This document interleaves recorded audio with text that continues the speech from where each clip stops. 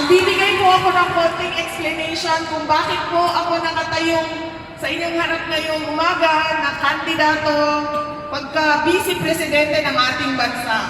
Ang problema ko po dumating noong October 8, deadline po ng filing. Akala ko po titigil na at matatapos na ang panawagan ng mga tao sa akin nung nakita nila na hindi ako tumakbong Pangulo. Noong October 8, after ng October 8, inaraw-araw nila ako. Sinabi nila sa akin, Inday Sara, bakit hindi ka tumakbo? Iniwanan mo kami, masama ang loob namin sa iyo.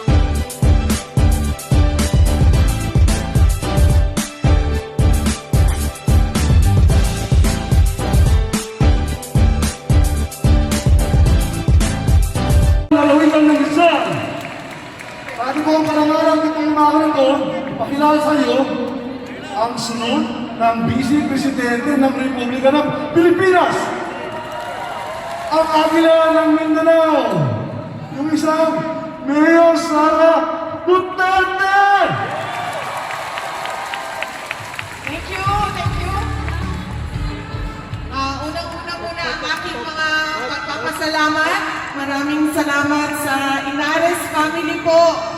Dahil tinulungan po nila kami, ang ating haligi dito sa Rizal, tinulungan po nila kami mag-organize po ng event ngayong umaga dito na makasama kayo at makilala kayo ulit, makipagkamustahan ulit sa inyo dito sa Rizal. Maraming salamat.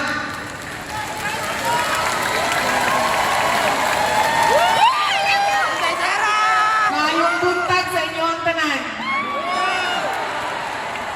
Daghang salamat sa inyong pagdawat sa among adinihin sa inyong probinsya sa Rizal. Magandang umaga sa inyong lahat. Assalamualaikum. Magpapasalamat po sana kami, magpapasalamat po ako sa oras na ibinigay ninyo sa amin ngayong umaga at sa oportunidad na ibinigay ninyo sa amin na makasama kayong lahat ngayong umaga. Thank you po sa inyong lahat. Magbibigay po ako ng konting explanation kung bakit po ako nakatayong sa inyong harap ngayong umaga na kandidato pagka-vice presidente ng ating bansa.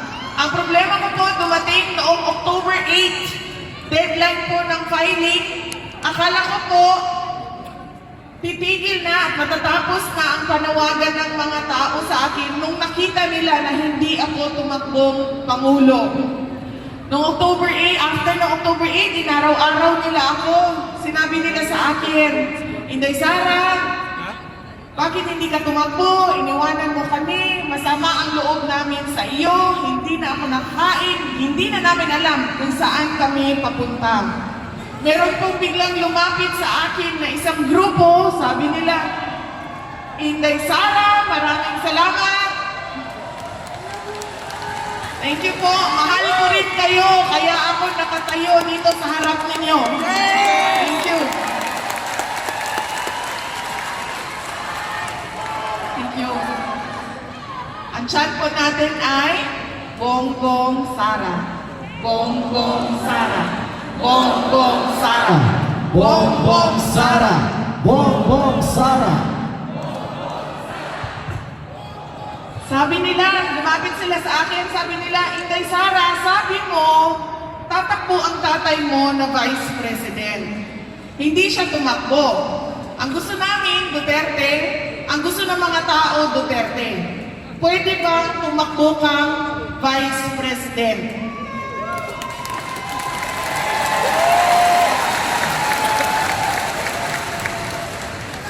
Nung narinig ko po yung kanilang sinabi sa akin, nakita ko yun na pamamaraan ng Panginoon, ng Diyos, na unang-unang hinindihan mo na ang tapanawagan ng mga tao, tinalikuran mo sila nung sinabi nilang tumakbo kang president.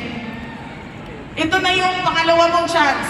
Huwag mong talikuran ng mga tao. Kaya hindi naging mahirap para sa akin na magdesisyon na tumakbo as Vice President. Dahil po, turo ng aking lolo at lola, lagi sa amin magpipinsan sa mga apo na dapat po sa buhay natin nating lahat na uuna ang pagpapakumbaba.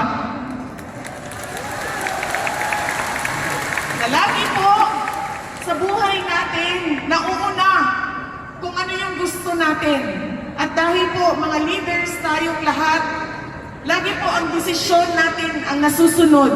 Pero po minsan sa buhay natin, kailangan natin tumayo sa likod ng isa pang leader at yun ay sa akin si Bongbong Marcos. Sa akin na ang tao na nagpipresentang Pangulo, meron po siyang experience sa isang executive na posisyon. Ano po yun? Yung mga decision maker. Yung mga tao na kapag binigyan mo ng problema, sanay sila sa problema, ang ibabalik nila sa iyo na utos ay solusyon sa problema. Yun yung mga governors, mga mayor, tulad ni Mayor Andeng, sila, mga barangay captains natin, mga nanay at tatay sa loob ng tahanan, sanay sila sa problema. At lagi, binabalik nila sa atin kung ano yung dapat gawin at solusyon. At si Bongbong Marcos, meron siyang experience na 4 terms na governor ng Ilocos Norte. Isang term na senator at isang term na congressman. Yun po ang importante. Alam niyo po, nung tinanong ko siya, sabi ko, "Sir, ano ba gagawin natin?" Sabi niya, "Alam mo, Inday Sara, bago pa may nagpandemya, meron ng mga Pilipinong naghihirap. Nung dumating ang pandemya, nalugod tayo lahat. Lahat tayo merong epekto ang pandemya sa mga buhay natin. Kailangan ng mga tao, pera. Kailangan ng mga tao, trabaho na nagdadala ng pera. Kailangan ng mga tao, mga negosyante, o marunong silang mismo magnegosyo. Mga businessmen na pumapasok sa isang lugar, gumagawa ng trabaho, nagbibigay ng sweldo, nagbibigay ng pera." Nung narinig ko yun, nasagot niya sa tanong ko, naisip ko, ito ang dapat maging Pangulo. Dahil sa 3 sentences, nasabi niya sa akin, ano ang problema, ano ang naisip niya na solusyon, at yun ay para, ang naisip niya para sa taong bayan na sinasabihan niya na pagsisilbihan niya. Kaya, ang ating kandidato, bakit unity? O bakit sabi ko, Bongbong Sara? Dahil po, ang gusto namin ipakita sa buong bansa na ang kailangan natin ay pagkakaisa sa susunod na 6 na taon. Magkaisa tayo.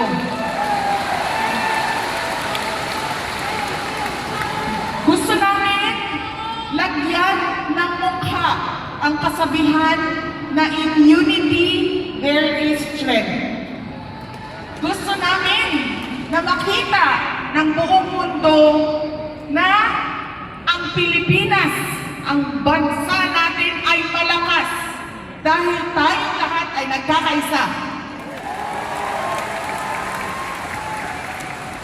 Ako po, ang daladala ko po sa susunod na taon ay ang turo po sa akin ng aking mga magulang sa aking pagtatrabaho doon sa lungsod ng Davao. Lagi po nilang sinasabi sa akin, maging matapat ka sa trabaho mo. Dapat pantay-pantay lahat, walang mayaman, walang mahirap sa pagtatrabaho mo.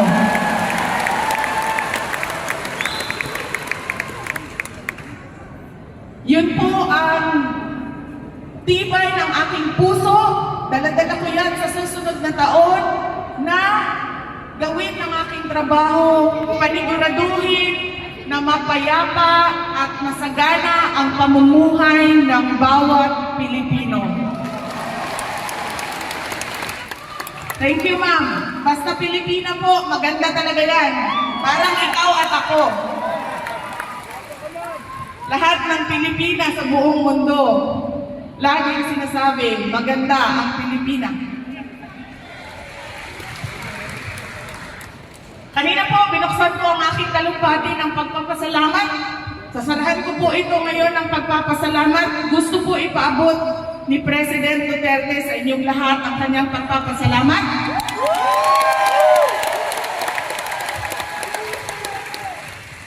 Noong 2016 po, nung nakita ninyo na siya na ang Pangulo ng ating bansa, binigay niyo po ang puso ninyo, ang suporta ninyo sa kanyang administrasyon. Noong 2019, nandito kami, tinulungan niya rin po siya sa mga senators na nagsabing tutulong sa kanyang administration. Sa susunod na taon po, sabi niya, matatapos na ang kanyang termino at gusto niyang malaman ninyong lahat na ang kanyang mensahe ay ang pagpapasalamat o pasasalamat sa inyong lahat sa kanyang puso. Gusto niya po na yun ang maalala ninyo sa kanya. Yan din po ang gusto ko na maalala ninyo ngayong umaga. Kalimutan niyo na lahat na sinabi ko kanina, huwag niyo lang kalimutan. Nagkasama tayo ako sa inyo. Ang aming pamilya po, ang pamilyang Duterte ay may utang na loob sa inyong lahat dahil sa pagmamahal at suporta na ibinibigay ninyo sa aming pamilya.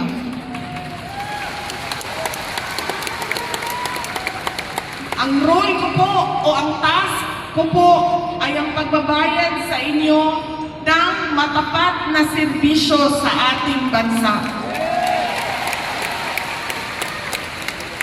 Uspo na po, daghang salamat, maraming salamat, syukran.